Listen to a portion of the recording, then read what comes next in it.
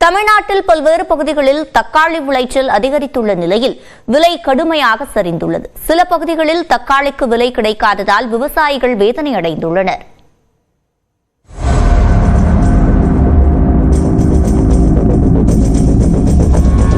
தருமபுரி மாவட்டம் பாப்பிரெட்டிப்பட்டி, பொம்மிடி, கடத்தூர் உள்ளிட்ட பகுதிகளில் 1000 ஏக்கர் பரப்பளவில் விவசாயிகள் தக்காளி பயிரிட்டுள்ளனர்.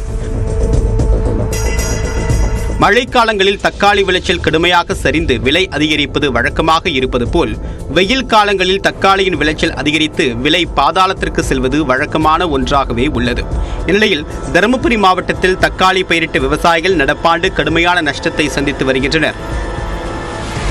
சில தினங்களுக்கு முன்பு 1 கிலோ தக்காளி 10 ரூபாய்க்கு விற்பனையான நிலையில் தற்போது 5 ரூபாயாக குறைந்திருப்பதால் கூலி வேலைக்கு வந்தவர்களுக்கு கொடுக்க கூட வருவாய் வரவில்லை என்று விவசாயிகள் விரக்தியாக கூறுகின்றனர். மேலும் விலையே கிடைக்காதால் தக்காளியை கேட்பவர்களுக்கு இலவசமாக வழங்கி வருவதாகவும் விவசாயிகள் தெரிவித்தனர்.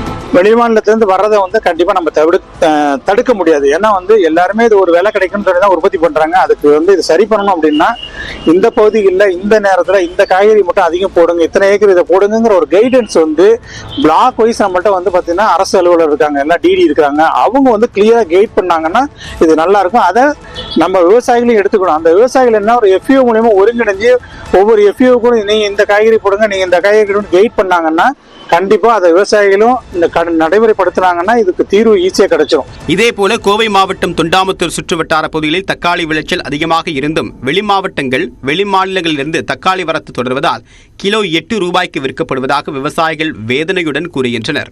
5-6 வருஷமா நான் தக்காளி சாகுபடி பண்ணியிருக்கேன். சாகுபடியில் ஒரு 3 மாசத்துக்கு 4 மாசத்துக்கு ஒரு டைம் ஏதோ ஒரு டைம் விற்கிது. மற்றபடியே வீணாக அழிந்து தான் போகுது. ஒரு நிரந்தரமான ஒரு வேலை இதுக்கு கிடையாது. நான் ஒரு 3 ஏக்கரை போட்டு கிட்டத்தட்ட 2 லட்சம் ரூபாய் எனக்கு லாஸ். இதில் இது வரைக்கும் ஒரு 20,000 ரூபாய் கூட விற்கல. போகிறவங்களாம் சும்மா ஃப்ரீயாக தான் எடுத்துகிட்டு போயிட்டு இருக்காங்க. எது செய்தாலும் நஷ்டமடைவதாக கண்ணீர் விடக்கூடிய விவசாயிகள் ஒவ்வொரு ஆண்டும் தொடரக்கூடிய இந்த நிலையை மாற்ற அரசு நடவடிக்கை எடுக்க வேண்டும் என்றும் கோரிக்கை விடுத்துள்ளனர்.